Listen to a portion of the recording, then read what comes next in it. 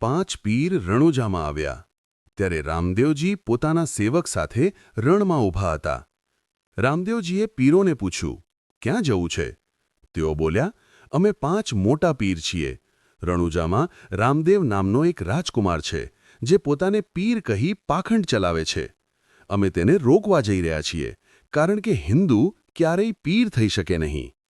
આ સાંભળી રામદેવજીએ કહ્યું, તમે તો અષ્ટસિદ્ધિના જાણકાર પાંચ પીર છો.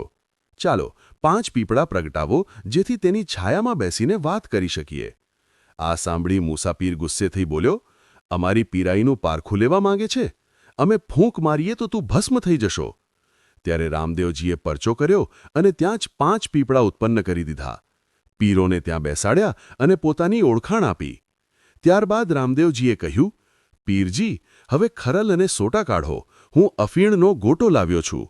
અમલ કસુંબા લઈને આપણે રણુજા જઈએ. પીરો બોલ્યા, અમે કુંડી અને સોટા ઘરે ભૂલી ગયા છીએ.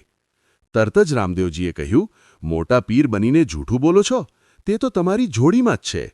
જ્યારે પીરોએ જોડી તપાસી તો ખરેખર કુંડી અને સોટા તેમાં જ હતા. આ જોઈ તેઓ આશ્ચર્યમાં પડી ગયા. રામદેવજીએ અમલ તૈયાર કર્યો અને સૌ સાથે રણુજા તરફ આવ્યા. ત્યાં પહોંચતા ખબર પડી કે સાપ કરડવાથી એક છોકરો મરી ગયો છે. રામદેવજીએ પીરોને કહ્યું, આ છોકરો મારો સાથીદાર છે, તેને સજીવન કરો.